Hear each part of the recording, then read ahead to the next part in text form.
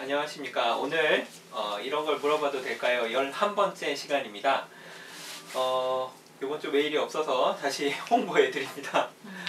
joajin@naver.com으로 목사님 말씀을 들으시고 거기에서 궁금하거나 아니면 이상한 점이 있거나 뭐든지 물어봐 주십시오. 또 목사님 말씀하신 내용이 아니더라도 평소 교회 생활을 하시면서 여러 가지 많은 이렇게 궁금하신 게 있으실 거예요.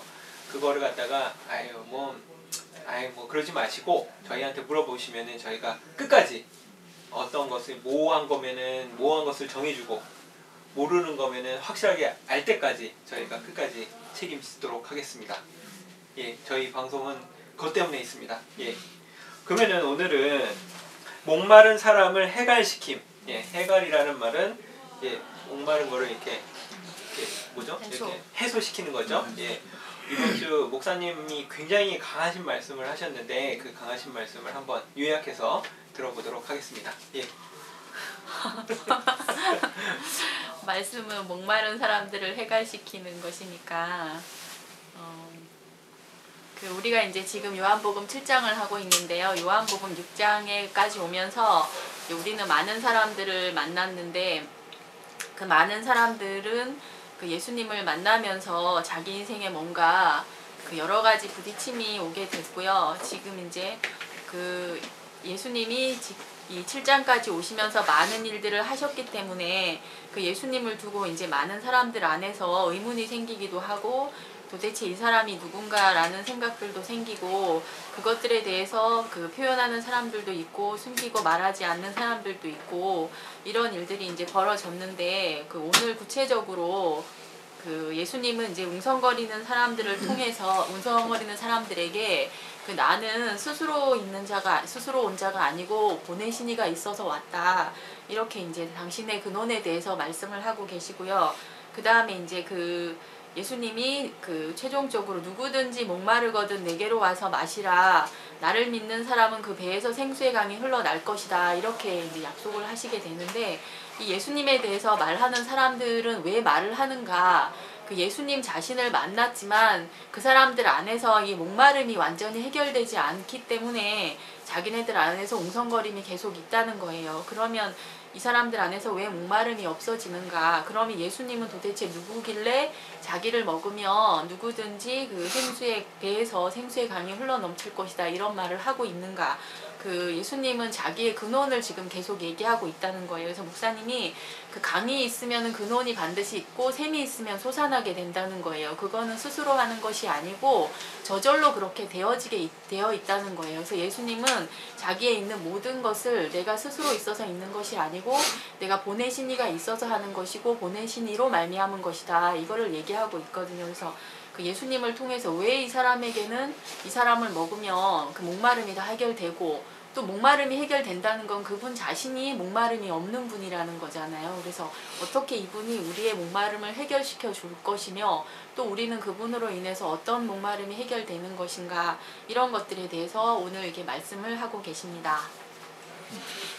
그러면 오늘 말씀 가운데에서 예수님께서 스스로 오신 자가 아니고 보내심을 받은 자라고 그런 말씀을 이제 하시거든요. 그런데 예수님이 보내심을 입은 자라는 것을 과연 어떻게 우리가 알 수가 있을까? 그러니까 사실은 거기 있는 분들은 예수님께서 기적도 일으키고 병든 자도 고치고 그러니까 저분은 하나님의 아들인가? 라고 생각할 수 있지만 우리는 보지도 못했고 알지도 못했는데 어떻게 그분이 하나님으로부터 온 자구나 이거를 과연 우리가 정말 이렇게 딱 느낄 수 있는 그런 거는 어떻게 이제 그러니까 하나님이 결국은 보내신 자라는 것을 우리가 어떻게 알 수 있을까요? 그때 거기 있던 그 바리새인들이나 유대인들도 그걸 잘 몰랐는데 보는데도 모르는데 우리는 보지도 않고 어떻게 그것을 알 수 있을까? 그런 궁금증이 들었습니다. 아니 그렇지 않는가요?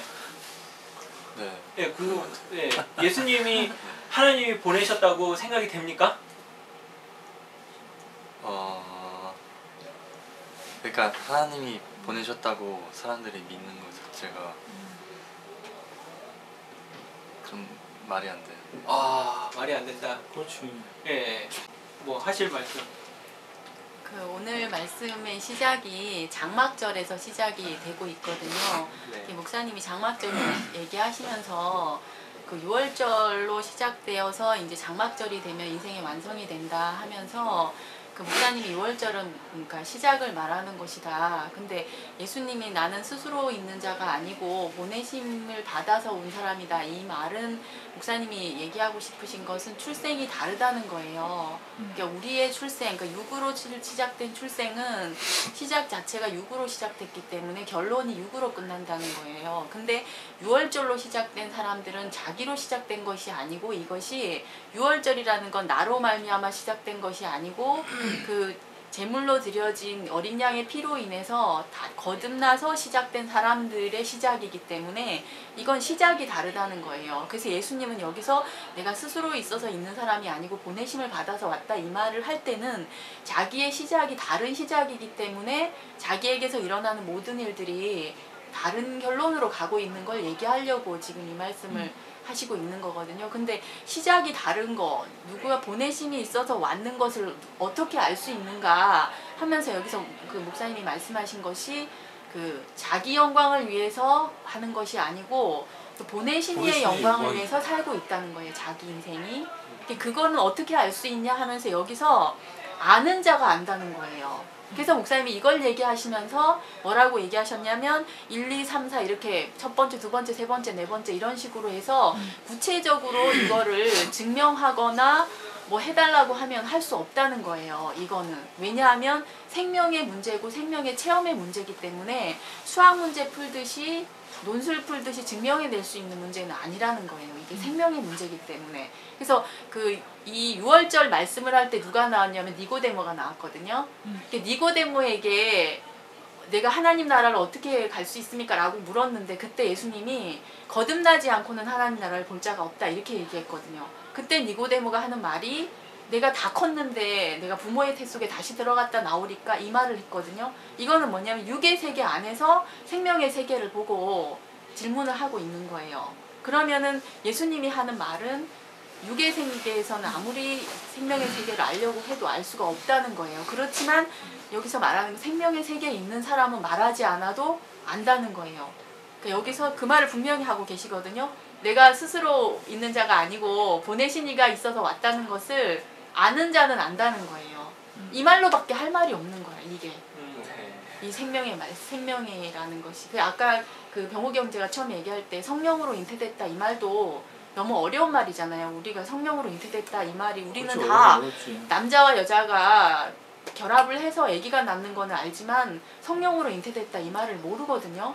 근데 모르기 때문에 문제가 생겼어요. 그래서 요한복음을 쓰면서 요한이 뭐라고 했냐면 말씀이 육체가 됐다고 한 거거든요. 그 성령이 말씀이 육체가 됐다는 건 알 수 있어요. 그죠? 근데 성령으로 잉태됐다는 말은 모르기 때문에 문제가 생긴 거예요. 그래서 성령으로 잉태됐다고 하니까 신비주의가 나오기 시작한 거예요. 예수는 사람이 아니고 신이다. 그거에 대해서 이제 방어하려고 요한이 말하기를 말씀이 육체가 되어 우리 가운데 거하시니 이렇게 풀어지게 되는 거거든요. 그러니까 어떤 부분에서는 생명의 문제이기 때문에 그러니까 다 설명해낼 수가 없다는 거예요. 그렇지만 예수님이 말씀하기를 아는 사람은 다 안다는 거야 또. 이렇게 얘기를 하고 있거든요. 다음 문제로 예, 그냥 가겠습니다. 네. 다음 문제로 예. 아멘. 근데 이제 그 사회 아까 세 번째로 하려고 생각한 건데 사회에서 예수님 때문에 예수님 믿는다 그러면 여러 가지 제약이 많거든요. 조심해야 되는 것도 조심하는 많고. 것도 많고. 왜냐하면 내가 잘못했다가 그러니까 예를 들어서 그런 거죠. 그러니까 우리 아빠가 누구누구다 그랬는데 이제 그러면은 그 집안 녀석이 왜 저 모양이야? 막 이런 식으로 얘기 들을까봐 좀 조심스럽고 사회생활하는데 좀 많이 여러 장애가 많거든요. 그래가지고 좀 숨기고 그냥 모른 척, 그러니까 내가 예수 믿는 거를 모르게 이렇게 다니는 게 참 편하다. 이렇게 다니는 친구들도 많고 제 주변에도 좀 봤던 것 같아요. 그래서 나중에 보면은 제가 교회를 다녀? 막 이런 식으로 놀라고 예, 그런 경우 있는데 범구 형제는 본인이 얘기하고 다니는 편인가요? 교회 교회- 다니는 거? 종교 있냐 물어보면 예. 그 기독교라고 하긴 하는데요. 예. 교회 다 자주 다니면 안 다닌다고 해요. 잘 다니냐, 기독교 그러면? 인인데 네, 왜 그래요 그러면? 전 사실을 말한 것 뿐입니다. 사실 숨기는 게 아니고. 네. 한 7, 8년 정도, 한 5, 6년 정도 그랬나? 그런 적이 있어요. 뭐냐면 제가 이제 부산에서 결혼해서 부산에서 살았는데 부산에서 10년을 살았는데 아기 낳고 뭐 이러면서 이렇게 대구에 이제 한 번씩 올 때가 있었어요. 그러면 이제 주말에 이제 오게 되는데 그때 한 번 이제 올 때 처음에 뭐 발을 잘못 들여놔가지고 왜 그러냐니까 처음에 와가지고 좋은 게 좋은 거 아니냐. 저도 그랬어요. 뭐 집에 그 교회 다니는 거 싫어하고 뭐 안 좋게 생각하고 하는데 그리고 또 교회에 대한 이미지도 굉장히 안 좋게 생각하거든요. 왜냐니까 교회 가가지고 그 폐가망신한 사람들을 저희 부모님은 너무 많이 본 기라. 예. 그러니까 교회에 대한 이미지가 안 좋을 수밖에 없어요. 그래가지고 아버지 어머니가 아주 반대를 하시는데 그때 처음 결혼해가지고 처음 올라왔을 때 그 주말인데 분명히 교회를 가야 될 시간인데 그때 아버지한테 제가 아버지가 굉장히 무서웠거든요. 그때까지도 결혼하고 나서도 아버지가 무서웠어요. 그래가지고 그때 아버지한테 내가 교회를 가야 됩니다 하는 말을 못했어요. 그때. 근데 그게 한 번 안 하고 나니까 그 다음에 또 와도 교회를 가야 된다는 말을 못하는 거예요. 한 번 처음에 딱 할 때 그게 하루 이틀이면 괜찮은데 이게 나중에 하다 보니까 한 5, 6년을 내가 가서 아버지 저 교회 갑니다 딱 하고 얘기하면 되는데 그렇다고 뭐 죽이겠습니까? 어쩌겠습니까? 자식 이기는 부모도 없는데 사실. 그래가 갔으면 되는데 그거를 처음에 말을 제대로 못 해가지고 맨날 일요일 그 시간만 되면 집회하는 시간이 되면 교회에서는 지금 집회를 하고 있는데 지금 목사님 말씀하고 있는데 항상 그렇게 생각하면서 어떨 때는 말 안 하고 나 혼자 싹 갔다 올 때도 있었거든요. 야 그런 이런 거 저런 거 생각하니까 그런 경험이 있다 보니까 나중에는 딱 그렇게 생각했어요. 뭐 나이 들어가지고 나이 들어가지고 나도 이제 그 아빠가 되고 뭐 이러다 보니까 나중에 되니까 우리 아버지 늙었더라고. 우리 아버지 늙었어. 그렇다고 내가 아버지한테 돈 받아 쓰는 것도 아니고 그냥 그래 내 할 대로 하자 해가지고 한 5, 6년 뒤에 얘기를 하고 교회를 간 거예요. 근데 막상 얘기를 해보니까 아버지 무서운 거 다 옛날 얘기지 하나도 없어요. 그게 그냥 뭐 잡을 수가 없어. 그냥 가게 되더라고. 그리고 갔다 와서도 아무 일 없어요 또. 근데 해보니까. 그래서 그 뒤로는 제가 집에서 한 번도 그런 일로 인해서 발목을 잡혀본 적 없어요. 이제 아버지 엄마도 알겠더라고 보니까. 네. 그래서 한 번도 잡혀본 적 없어요. 누나는 그런 경험이 있나요? 나는 이제 이거 목사님이 구체적으로 말씀하신 게 이제 어떤 직장 안에서나 이렇게 자기 자신을 선포하고 살아라 그 얘기 때문에 이 얘기가 나왔잖아요. 그래서 제가 보니까 이제 저는 1년 동안 이제 우리 교회 아닌 사람하고 같이 이제 한 공간 안에서 생활을 하게 됐는데 적어도 8시간 이상을 그 사람하고 같이 이제 함께 생활을 하는 건데 내가 이제 하나님 교회를 다니는 사람이고 이제 내 자신이 어떤 사람인지를 먼저 딱 얘기를 하고 나니까 그 사람 앞에서 내가 딴짓을 못해요 절대로. 왜냐하면 내가 교회 다니는 사람인데 뭐 이제 인터넷 들어가서 뭐 게임을 한다든지 아니면 뭐 어떤 걸 보고 시간을 허비한다든지 이렇게 할 수가 없어요. 내가 그 사람한테 이미 나는 교회 다니는 사람이고 그런 걸 딱 선포하고 난 상황이 되니까 그러고 이제 그 사람한테 내가 또 시간이 되면은 이렇게 말씀을 전할 시간도 있잖아요. 뭐 대화를 하고. 근데 내가 평상시에 막 딴 일, 뭐 내 좋아하는 일을 막 신나게 해놓고 그 사람 앞에서 나는 하나님을 위해서 뭐 어쩌고저쩌고 이렇게 말한다는 거는 내 스스로도 이게 웃긴 일이고 용납이 안 되고 이러니까 이제 그 사람이 이렇게 제한이 되게 됐고 그 다음에 이제 내가 상문이 형제의 말씀을 다 듣다 보니까 왜 이게 선포가 안 되는가 왜 이제 우리가 선포하는 걸 주저주저 하게 되는가 이게 뭐냐면 자존심이 있는 거라. 내가 이 사람들 유대인들이 분명히 예수님이 많은 일을 하는 걸 봤는데 이 사람들한테는 안식일이라는 것이 안식일을 범한다는 것이 엄청나게 예를 들면 우리나라로 보면은 약간 미신적으로 봤을 때는 굉장히 큰 죄를 지어서 당장 뭐 하나님 하늘에서 날벼락이 떨어질 수도 있는 그런 문제인 거라. 왜냐하면 안식일을 범하는 자는 죽일지니라 했기 때문에 이게 그런 상황에서 이 안식일을 범하고 사람을 고치고 있는 예수님을 내가 믿는다 이렇게 선포한다는 것은 그 뒤에 이렇게 딸려있는 궁시렁거리는 소리들 그런 송사거리들을 다 알면서 선포해야 되는 거잖아요.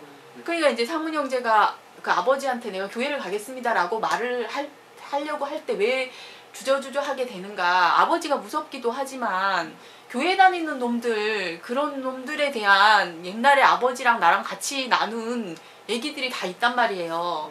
그러니까 그런 것들을 다 알면서 내가 그 사람이다 이렇게 말을 해야 되는 상황이거든요. 그렇잖아요. 그러니까 예수님도 지금 그걸 짊어지고 얘기를 해야 되는 상황이고 우리도 작지만 마찬가지로 그걸 짊어지고 하는 상황이에요. 그러니까 이제 저는 학교를 가면 다 알아요. 이제 이상문 선생님, 이용 선생님 이렇게 같은 교회를 다니는 사람인 거를 다 알거든요. 그 질문을 할 때는 그 의도를 가지고 저한테 질문을 하는 분들이 많아요. 근데 내가 거기서 만약에 나 모르거든요. 아니면 저는 뭐 아니 그 교회 안 다닙니다. 이렇게 하면 쉬울 수는 있다는 거예요. 근데 그러면 이제 그 사람들하고는 더 이상의 그 부분에 대해서는 대화할 거리가 하나도 없게 되는 거죠. 근데 이게 생명이 확고해지니까 당당하게 얘기하게 되더라고요. 나의 소속과 진짜 이게 나를 보내신 이지. 그렇죠. 내가 어느 교회를 다닌다. 내가 어떤 분의 말씀을 듣고 있다. 이게 바로 나를 보내신 이를 말하는 거예요. 그렇죠? 내가 지금 여기서 말하는 것도 내게 말씀을 주셔서 나를 조성하신 분을 내가 지금 얘기하고 있는 거거든요. 그러니까 내가 보내신 이가 있어서 여기서 지금 내가 말을 하고 있는 거지 내가 그냥 온 거 아니거든요. 이거더라고. 결국은 소속을 밝히라는 말이 교회를 다닌다는 말을 하라는 것이 그런 의미더라고요. 단순히 그냥 뭐 건물에 교회를 들어가는 거 다니고 안 다니고 이런 문제가 아니기 때문에. 아니 저 직장에서 이렇게 보니까 그런 게 있더라고요. 아니, 내가 선포를 안 하더라도 이래 보면 분명히 기독교인인데 자기도 기독교인이라고 그래. 그런데 술 먹고 뭐 이렇게 담배 피우고 이렇게 다니는 거 보면 내가 봐도 별로 보기 안 좋더라고. 네. 내가 봐도 저 사람이 얘기하면 뭐 착한 사람이고 성실한 사람임에도 불구하고 담배 피우고 뭐 그냥 뭐 술 먹고 뭐 이렇게 하는 걸 보면 그러니까 내가 성실하게 사는 면에 있어서는 뭐 이렇게 들을 말이 있는데 어떤 영적인 말이라든지 하는 그런 측면에서의 말씀은 들을 게 하나도 없다는 생각이 딱 들더라고요. 네. 그리고 또 사실 같은 직장 안에서 나 혼자 있는 게 아니고 아까 제가 순진자매가 얘기한 게 맞아요. 옆에 있으면 하루 종일 같이 있는데 8시간. 같이 있는데 그 분명히 교회 다니는 사람인 줄 아는데 이상 헛짓거리를 할 수가 없어요. 왜냐하면 내가 교회를 욕먹이는 거잖아. 그렇잖아요, 그죠? 그리고 옆에 있는 분도 교회 다니는 분이고 나도 교회 다니는 분인데 근데 같이 교회 다니는 사람이 좀 보면 이상하다. 어떻게 말씀을 하나도 안 보노.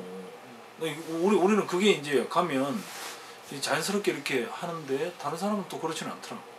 그래서 우리가 짬짬이 틈날 때마다 하는 것 자체가 물론 이제 말로 표현할 때가 있어요. 왜냐 그러면 우리가 이제 목사님 말씀을 들었기 때문에 우리 교회 생활을 했기 때문에 다른 사람에게 해줄 말이 굉장히 많아요, 사실. 그래서 어떤 문제가 있을 때 서로 자연스럽게 대화가 되면 사람들이 놀라요. 그렇게 그런 교회가 있냐. 그래서 자연스럽게 이제 이렇게 있다 보면 사람이 신실하고 좀 믿을만 하면 그러면 이제 그런 대화도 자연스럽게 하게 되는 게 자체가 선포가 아닌가요, 그게? 그렇죠, 그죠? 네. 네. 사는 것 자체가 그냥 선포죠. 맞아요. 그렇구나. 네. 예. 어떻게 좀 도움이 됐나요? 네. 어떤 도움? 네? 군대 가면 이제 선포할 건가요? 선포요? 교회 다닌다. 교회 다니다고. 선포하죠. 저는 항상 했어요. 고참이 막 불교야. 아 상황에 따라서 이제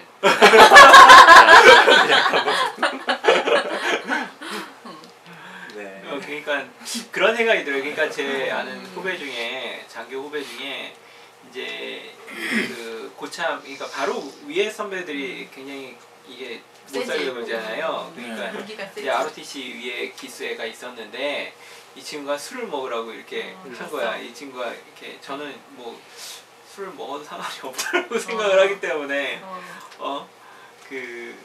그런 주의이기 때문에. 그런데 이 친구는 그게 확고한 친구였죠. 그래서 자기는 못 먹겠다. 그냥 교회를 다니기 때문에 먹을 수가 없다. 그러니까 이제 이 고참이 이제 굉장히 기분이 나쁜 거예요. 그래서 네가 안 먹으려면 머리에 부어라. 그래가지고 걔가 머리에다 부으면 되지. 붓더라고요. 그래. 붓는 일이 있더라고요. 그래서 하여간 그런 이유로 그 친구는 뭐 좀 왕따가 되긴 했지만 이후로 뭐 술 먹으라고 술에 대해서는 술에서는 자유롭게 술 얘기 술 얘기는 그 친구한테는 예. 안 하지. 예. 아니 요즘에 우리도 직장 회식 같은 모임이 있잖아요. 네. 그런데 저도 이제 가긴 가는데 저는 대부분 뭐 1차만 하고 이제 오는데 아예 처음에 딱 갈 때부터 저는 딱 갈 때부터 아예 저는 술을 못 먹습니다. 그냥 이렇게 딱 얘기를 하면 그냥 뭐 한두 번 이렇게 얘기를 하다가 이제는 좀 나이가 있으니까 위에 이제 서열상으로 이제 그게 낮은 축이 아니에요. 그럼 아예 저 술 못 먹습니다. 이래 얘기를 하면 이게 권하는 사람도 별로 없어요 또. 그리고 또 입장을 거꾸로 이렇게 얘기를 바꿔놓고 얘기를 할 때도 역시 마찬가지예요. 내가 고참이고 봉구 형제가 이제 밑에 신참. 신참이잖아요. 내가 술 먹으러 자꾸 이렇게 권유해도 권유하는 나도 사실은 부담된다고 이게. 그것도 한두 번이지. 그리고 또 밑에 있는 사람은 볼 때 고참이 저렇게 얘기하면 안 먹어야 되지 않겠나. 예? 근데 내가 진짜 안 먹겠다고 얘기하면 사실 사람이 얼마만큼 확고하냐에 따라서 안 줄 수 있는 문제죠 이게. 요즘에는 대부분 잘 안 권하는 그런 분위기 아닌가요? 직장 어디에서도? 예, 뭐. 네. 자기 의사를 존중해. 그렇죠. 예. 군대도 아마 그럴 거예요 이게. 특히나 뭐 육군이 아니고 민통선 안에 있는 그런 부대가 아니고 공군이니까. 신사적 공군인 공군. 그래. 뭐 그렇죠. 요즘에는 많이 많이 존중을 해주지. 해주죠. 난 술 먹는 사람들의 그 심리를 이해할 수 없는 게 왜 상대를 어때요? 취하게 시켜야 된다고 생각하는 것 같아 항상들. 그게 일제 시대의 뭐 잔재 아닌가요 그게? 잘못된 그렇죠? 거니까. 하여간 네. 그렇게 해가지고 정말 이해가 할 수 없는 그런 일제 일들이. 시대의 군문화. 예, 그러면 이거 그냥 간단하게 이 문제 한번 넘어가겠습니다. 예, 필요에 사람이 매이면 안 된다. 그냥 필요에 매이지 않는다라고. 사실 필요한 것은 필요한 것이 아니다라는 게 아니고 예를 들어서 돈을 필요라고 생각한다면 돈 자체가 필요하다. 돈이 필요하지가 않다라는 게 아니고 돈이 필요하다. 그렇지만 매이지 않는다. 사실 이런 말은 이렇게 많이 이렇게 쓰는 말이잖아요. 그죠? 돈을 부리는 사람이 돼야지 돈에 매인 사람이 되면 안 된다. 뭐 그런 얘기도 하고. 예, 그런데 이 얘기가 왜 나왔죠? 그런데 목사님 말씀 중에서 여기 어디냐면 요한복음 7장 24절에 보면 외모로 판단하지 말고 공의 판단으로 판단하라는 말씀이 있어요. 네. 그래서 이제 이 말씀을 하신 거죠. 외모로 판단하지 말고. 네.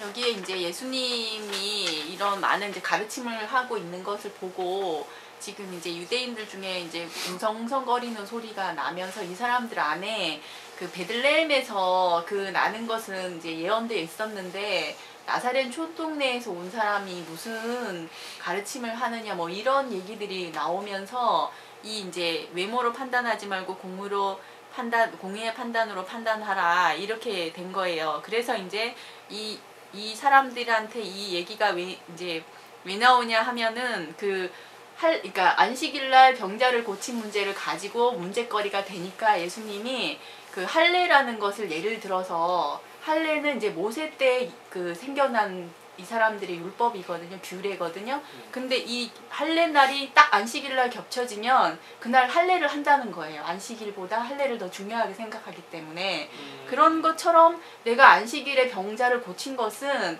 안식일보다 이 사람의 생명이 더 중요하기 때문에 내가 이 일을 했는데 그러면은 모세가 준 할례의 날을 안식일 날 하는 거 하고 안식일 날 이 병자를 고치는 거 하고 도대체 뭐가 더 큰 문제가 되냐 이런 문제를 가지고 지금 이 얘기가 나오고 있는 거예요.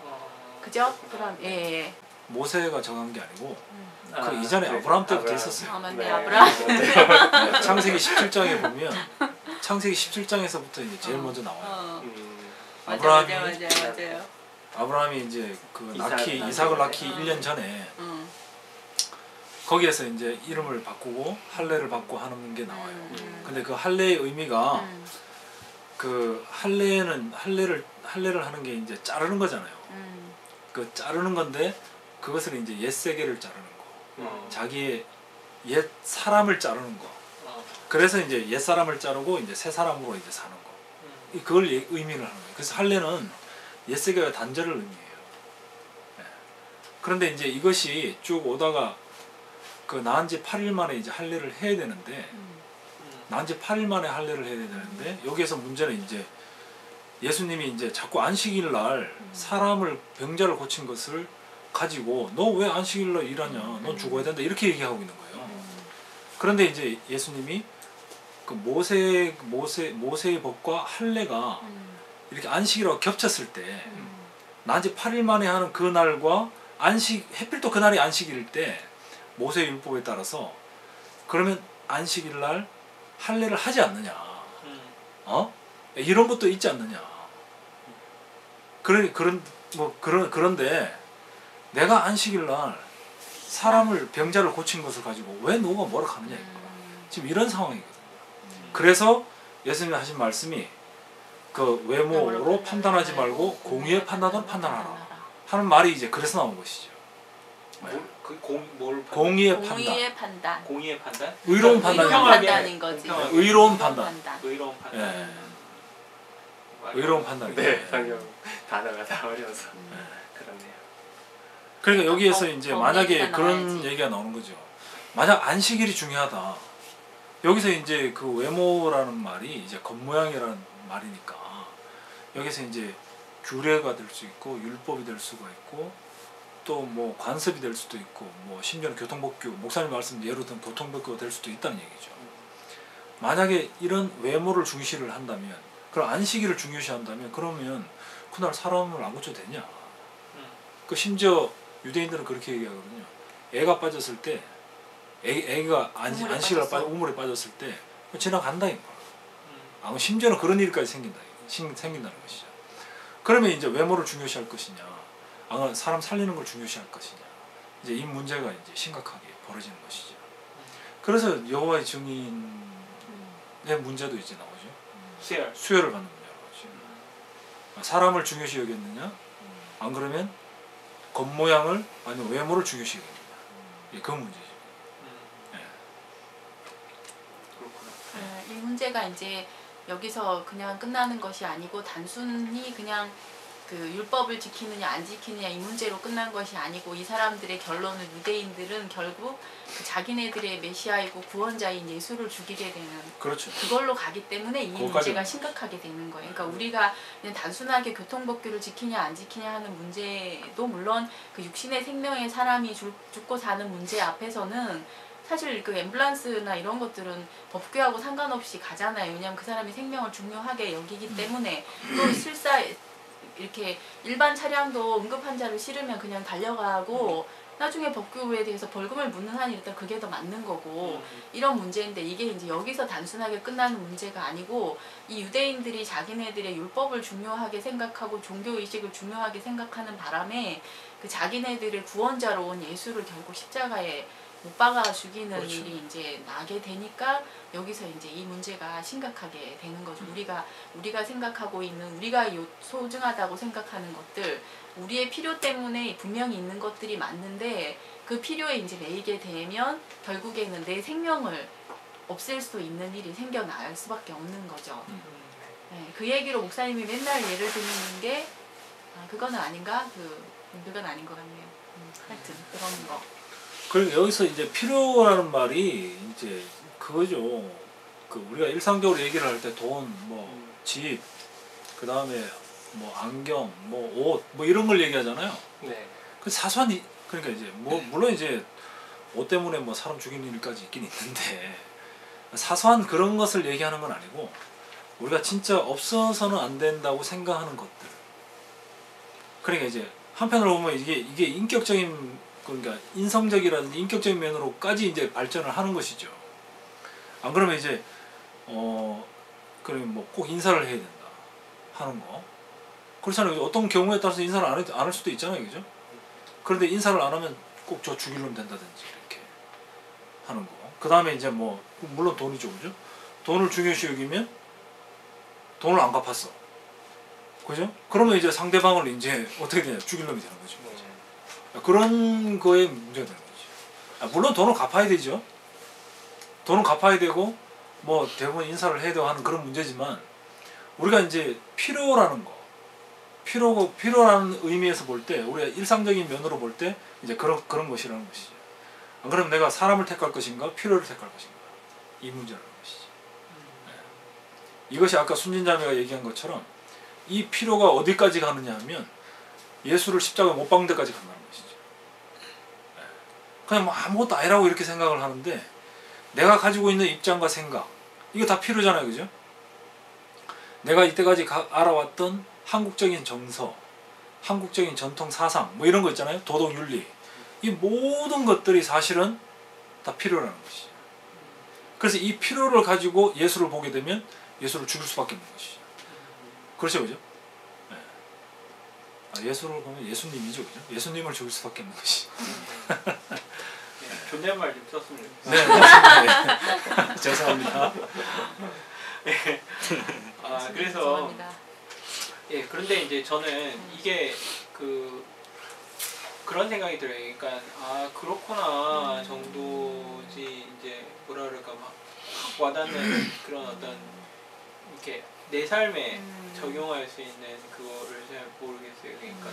그러니까 이제 그 뭐랄까 그래서 뭐 필요에 그러니까 예수님이 그렇게 해서 그 유대인들이 그래서 예수님을 십자가에 못 박는 데까지 가는 굉장히 중요한 팩터가 되는데 그렇죠. 나한테 있어서는 무엇이 이렇게 그런 것들이 적용이 될 수가 있을까 그런 생각이 아까 그 자진 형제가 우리가 이렇게 얘기를 하는 거를 들어보면 이렇게 젊은 사람들이 공감이 별로 안 된다.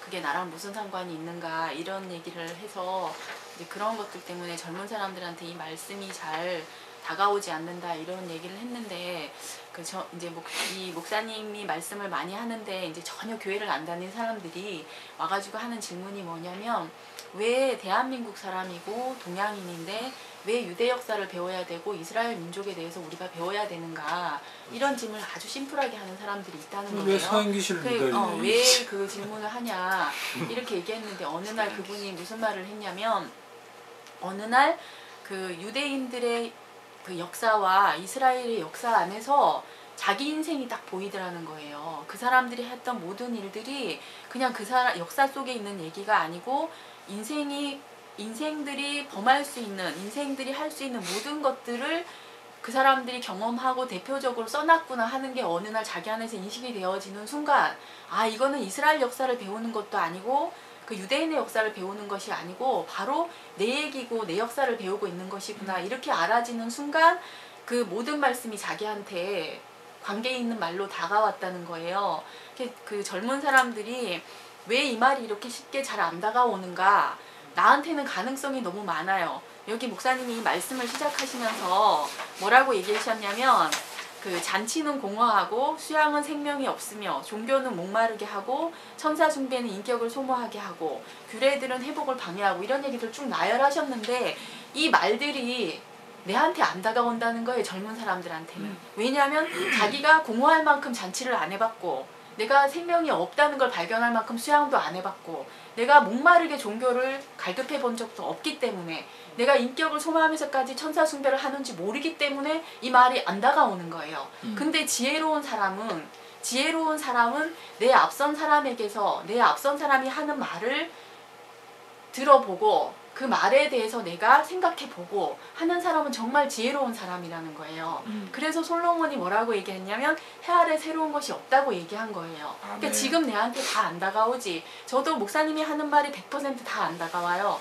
그렇지만 내가 그분을 말씀을 듣고 그 말씀 안에서 살고 싶은 이유는 나보다 지혜로운 분으로 보이기 때문에 나보다 내 인생보다 훨씬 더 많이 사신 분이기 때문에 여러모로 나는 그분의 말이 지금 내한테 100%안 다가오더라도 지금 나를 이끌어 가실 수 있는 분이고 내 인생의 롤모델이 될 수 있는 분은 그분이기 때문에 난 그분의 말씀을 따라가고 그분의 말씀을 알고 싶고 그분의 말씀을 내 인생의 모토로 삼고 싶고 그런 거거든요. 그러니까 젊은 사람들이 관계없다고 생각하기 너무 당연해요.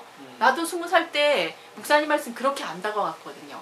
그렇지만 그래, 우리가 이 잘안 말을 맞지. 하는 이유는 자꾸 말을 들으면 어느 날 잔치는 공허한 줄 몰랐는데 종교를 하다 보니까 목마르구나. 그 대표적인 게 우리 옆에 있는 형제잖아요. 그러니까 이런 식으로 어느 한 가지에 대해서 내가 딱 그 말이 내 말로 딱 인식되는 순간 이 모든 말씀들이 내 안에 양식으로 공급이 되어 온다는 거예요. 그렇기 때문에 미련하지만 또 우리는 얘기할 수밖에 없고 상관은 없다고 생각하는 사람들한테 상관이 있는 것처럼 말을 하도록 애를 써야 되는 것 같아요. 지금 안 다가오는 게 너무 당연하죠. 왜? 나도 20살 때 가능성 너무 많았고 내 20살 때 이루고 싶은 거 너무 많았고 해보고 싶은 거 너무 많았고 그랬거든요. 그렇지만 뭔가 여기에 끈줄을 내고 있었기 때문에 저도 젊은 날에 뭐 스키도 타러 가보고 스킨스쿠버도 해보고 내 하고 싶은 많이 거 많이 해봤네. 해봤거든요. 해봤는데도 불구하고 나는 뭐 내가 그럼 그때 잔치의 공허함을 느꼈냐? 아니거든요. 근데 나는 언제 잔치의 공허함을 느꼈는가? 내 인생 앞에 진짜 잔치이신 분을 만나니까 내가 세상에서 하던 모든 것들은 공허하더라고요. 그렇게 알아지는 거지. 그래서 하고 싶은 거 하지 말란 말 안 해요. 하고 싶은 거 해보고, 그죠? 해봐야지. 해봐야지. 그렇지만 이제 우리가 인생 안에서 내 인생에 그 나에게 지혜가 되는 분을 있으면 그분의 말씀을 들으면서 그렇지 않고는 이게 인생이 해답이 없는 것 같아요.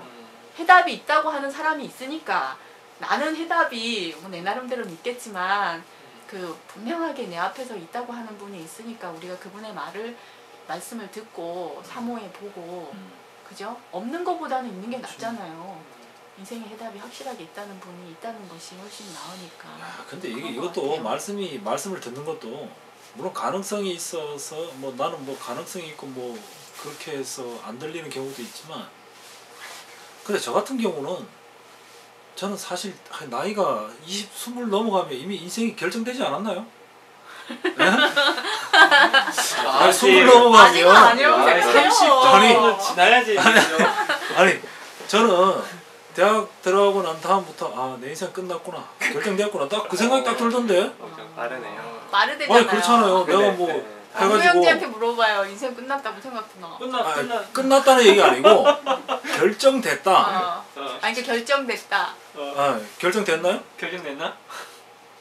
조금은 결정됐지만 그렇게 막 그러게 이거 봐봐. 극단적- 본거에 그 다른 게 아니고 왜 그러냐니까. 설득하려고 하지 뭐, 마세요. 아니 내 같은 경우는요. 뭐 삼성에 갈 건지 그때 당시엔 취직이 잘 됐으니까 삼성에 갈 건지 포철에 갈 건지 뭐 안 그러면 다른데 뭐 대우를 갈 건지 이렇게 그 가능성을 가지고 이렇게 저울질하는 것 자체가 저는 똑같았어요 그냥. 뭐 이게 삼성에 가든지 어디에 가든지 그건 똑같은 문제 아니에요 그게? 똑같은 나는- 사원으로 사는 거. 그러니까 나는 셀러리맨이죠 그러니까 봉급자지. 그 봉급자로 사는 게 뭐 더 이상 고민할 게 없더라고 저 같은 경우에는. 그래서 대학에 들어가는 그 순간부터 딱 한 1년 지나고 나서 보니까 뭐 이건 뭐 직장 다니는 거 말고는 뭐 어디 인류대학 나온 놈이나 뭐 대학이 안 좋거나 어쨌든 간에 뭐 그냥 직장 다니면 끝이구나 뭐 그냥 그게 다 보이더라고. 그래서 거기에서 저는 이제 뭐 인생에 뭐 이럴 가능성 그리고 사실 결혼하는 문제도 뭐 이 여자나 저 여자나 뭐 그럴 게 있겠나? 네? 아니 그건 교회 범죄자의 안에서 너무 잔인한 얘기인 것 같아요. 아니 저는 교회 안에서 네? 짜다나 뭐 특별하게 뭐 있겠나? 사실 그런 거 없는 것 같더라고 내가 보니까. 봉구 형제도? 네? 아니 뭐 그런 경우는 있어요. 왜가 뭐 이 여자가 나을까 저 여자가 나을까 뭐 이런 고민을 하지만 사실은 거기서 나중에 사는 걸 다 보면 거기서 고기 아니에요 그게? 그렇게 뭐 특별하게 나온 것도 없고 못한 것도 없잖아. 범구 형제한테 묻고 싶어. 그래요? 그렇게 생각이 되나요? 비슷할 것 같아. 그렇지. 그래가지고 저는 이제 무슨 말을 하고 싶었냐면 저는 가능성이라는 얘기보다도 내 인생에 가능성이 있어서 뭐 말씀이 안 들린다 그 얘기보다도 나는 몰라서 안 들리는 것 같아요 이게. 내가 저 경우는 그랬어요. 진짜 몰라서. 그러니까 십자가가 뭔지 그 예수가 나오고 무슨 관계 있어요? 이렇다든지 아무런 물론 교회 나가야 되는데 도대체 목사님 말씀은 왜 이렇게 이게 기억이 안 되지? 예? 뭐 무슨 말씀이기 때문에 기억이 안 될까? 저는 또 왜 아브라함 얘기를 그렇게 많이 해놓고 그래? 그죠? 예? 저 성경이 나오고 무슨 관계가 있어? 그래서 목사님이 하시는 그 많은 언어들이 있어요. 생명, 인격, 뭐 많은 언어들이 있는데 그게 이해가 안 돼, 이해가. 저는 처음에 그랬어요. 올 때. 그래서 단지 저 같은 경우는 이제 아까 순진자매는 뭐 가능성이 많아서 이렇게 말씀이 들리지 않는 거 아니냐, 뭐 그래서 계속 들어야 된다 하는 그런 취지에서 말을 한 거고, 저 같은 제 개인적인 경험으로는 가능성보다는 몰라서 안 들리는 게 아니냐. 제가 그랬으니까. 소크라테스. 자신은 모르는 것을 이 자신을 알라. 그러면 오늘 이제 마무리로 범구 형제가 마무리를 지어주고 이렇게 오늘 이렇게 이야기를 들으면서 범구 형제가 어떻게 느끼고 어떻게 생각이 되고 또 무엇을 또 이렇게 어떻게 했습니까? 느꼈고 그리고 어떻게 앞으로 살아가겠고 뭐 이런 범구 형제의 그 진솔한 이야기를 들려보도록 하겠습니다. 그러면서 마치도록 하겠습니다. 아멘.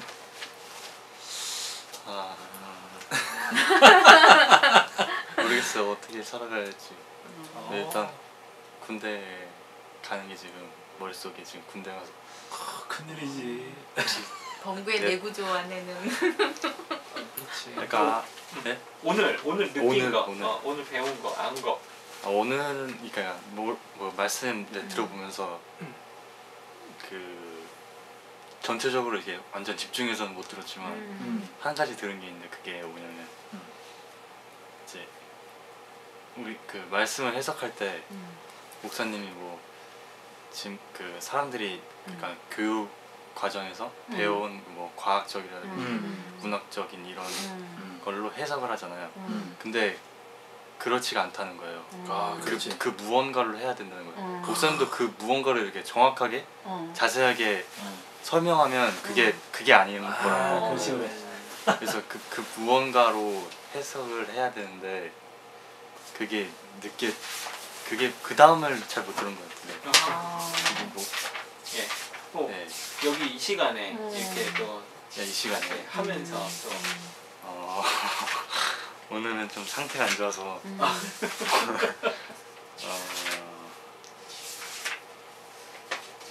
오늘 뭐 했지? 이제 명절을 지나고 나니까 약간 휴유증이. 아니 이게 우리 현실이에요. 현실이야.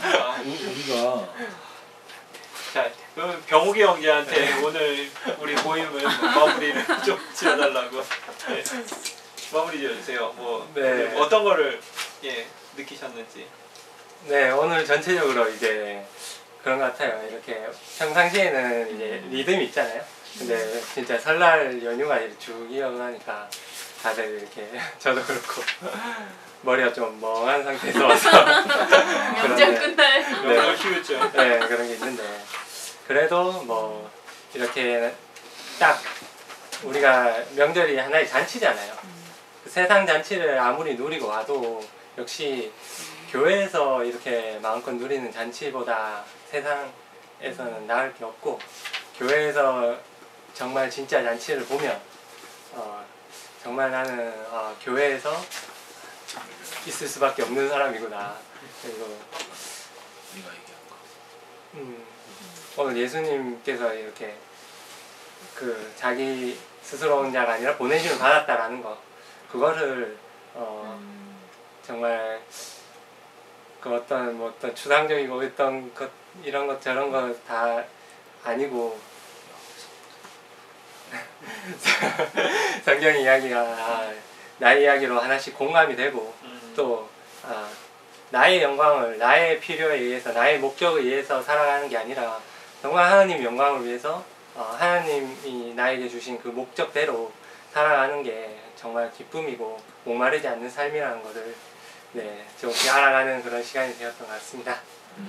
아멘.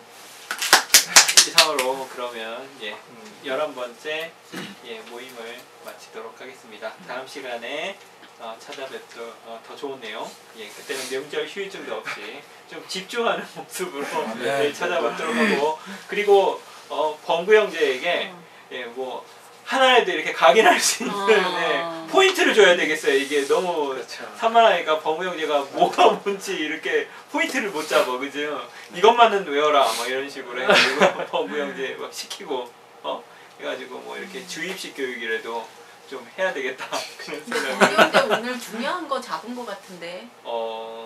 뭔가 논리적으로나 수학적으로나 자기가 지금 증명해서 보여줄 수는 없지만 그 무언가가 있구나 이거를 잡아낸 거는 굉장히 놀라운 일인 것 같은데요.